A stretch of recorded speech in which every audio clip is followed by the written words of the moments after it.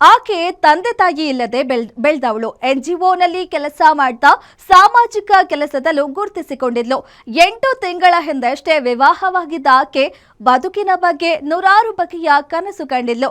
ಆದರೆ ಗಂಡನ ದನದಾಹ ದಾಂಪತ್ಯ ಜೀವನದಲ್ಲಿ ನೆಮ್ಮದಿಯೇ ಇಲ್ಲದಂತೆ ಮಾಡಿಬಿಡ್ತು. ಎಷ್ಟರ ಮಟ್ಟಿಗೆ ಅಂದ್ರೆ ತಮ್ಮ ಜೀವನವನ್ನೇ ಅಂತ್ಯ ಮಾಡಿಕೊಳ್ಳೋ ಹಂತಕ್ಕೆ. ಈ ಕುರಿತ ಕಂಪ್ಲೀಟ್ ಡೀಟೇಲ್ ಇಲ್ಲಿದೆ ನೋಡಿ. ವರದಕ್ಷಿಣೆ ಕಿರುಕುಳಕ್ಕೆ ಬಲಿಯಾದ್ಲ ನವ ವಿವಾಹಿತೆ. ಪತಿಯ ಅಕ್ರಮ ಸಂಬಂಧವೇ ಸಾವಿಗೆ ಕಾರಣವಾಯ್ತಾ?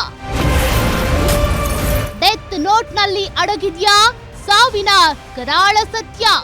ಈ ದಂಪತಿ ಹೆಸರು ಮಹೇಶ್ ಮತ್ತು ಶಾರದಾ. ತಂದೆ ತಾಯಿ ಇಲ್ಲದ ಶಾರದಾ NGO ಒಂದರಲ್ಲಿ ಕೆಲಸ ಮಾಡ್ತಾ ಇದ್ರು. ತಬ್ಬಲಿಯಾಗಿದ್ದ ಆಕೆಗೆ ಸಂಬಂಧಿಕರೇ ಮುಂದೆ ನಿಂತು 8 ತಿಂಗಳ ಹಿಂದಷ್ಟೇ ಯಶವಂತಪುರದ LN ಕಾಲೋನಿಯ ಮಹೇಶ್ ಎಂಬಾತನ ಜೊತೆ ಮದುವೆ ಮಾಡಿಸಿದ್ರು.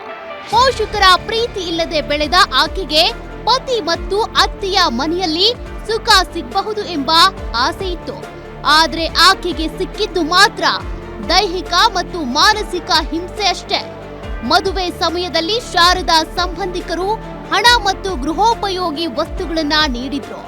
ಆದ್ರೆ ಪತಿ ಮಹೇಶ್ ಹಾಗೂ ಅತ್ತೆ ಮಹದೇವಮ್ಮ ಅಷ್ಟಕ್ಕೆ ತೃಪ್ತರಾಗದೆ ಹೆಚ್ಚಿನ ಹಣ ತರುವಂತೆ ನೀಡಿಸ್ತಾ ಇದ್ರು ಎನ್ನಲಾಗಿದೆ. ತುಂಬಾ ಕೆಳಗಡೆ ಬಂದಿದ್ದಾಳೆ. ಕೆಳಗಡೆ ಇದೆ ಅವಳದು, ಬೆಡ್ ಮೇಲೆ ಕಾಲಿದೆ.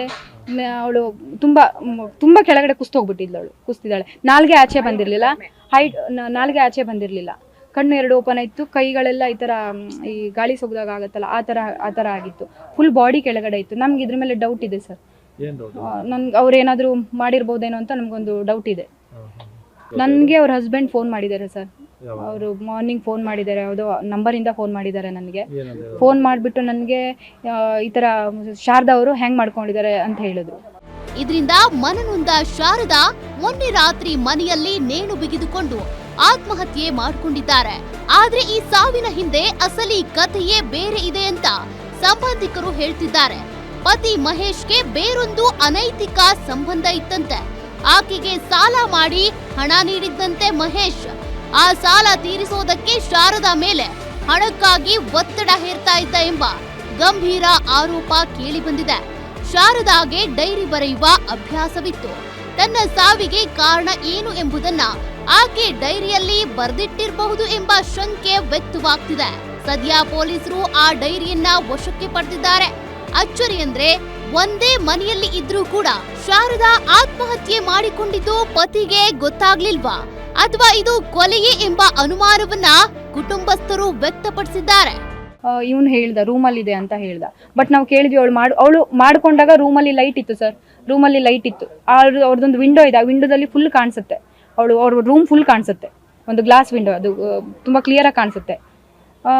ಅವಳು ಡೋರ್ ಹಾಕಿದಾಳೆ. ನಾವು ನೋಡಿರೋದೇ ಬೆಳಿಗ್ಗೆ, ನಾನು ಎದ್ದು ನೋಡಿರೋದೇ ಬೆಳಿಗ್ಗೆ ಅಂತ ಹೇಳ್ತಾ ಇದ್ದಾನೆ. ಇವಾಗ ಅವರು ನನಗೆ ಒಂದು ಏಪ್ರಿಲ್ 19ನೇ ತಾರೀಕು ಒಂದು 12 o'clock ವರೆಗೂ ನನಗೆ ನಿದ್ದೆ ಬಂದಿಲ್ಲ. ನಾನು ಎಲ್ಲ ನನ್ನ ವಿಷಯನೂ ಬರ್ದಿದ್ದೀನಿ, ಎಲ್ಲ ಇಲ್ಲಿ ಏನೇನು ನಡೀತದೆ ಎಲ್ಲ ಬರ್ದಿದ್ದೀನಿ ಅಂತ ಹೇಳಿದಾಳೆ. ಇವಾಗ ಅದು ನನಗೆ ಇವಾಗ ಕರ್ಕೊಂಡು ಹೋದಾಗ ಅದು ಸಿಕ್ಕಿದೆ. ಅವಳು ಪೇಪರ್ಸ್ ಅಲ್ಲಿ ಬರ್ದಿದ್ದಾಳೆ. ನಾಟ್ ಡೈರಿ ಇಲ್ಲ, ಪೇಪರ್ಸ್ ಮೇಲೆ ಫುಲ್ ಬರ್ದಿದ್ದಾಳೆ. ಮತ್ತೆ ಅವನು ತುಂಬಾ ಗೋಲ್ಡಿಗೋಸ್ಕರ, ದುಡ್ಡಿಗೋಸ್ಕರನೇ ಆಲ್ಮೋಸ್ಟ್ ಸರ್ 8 ತಿಂಗಳಾಗಿದೆ.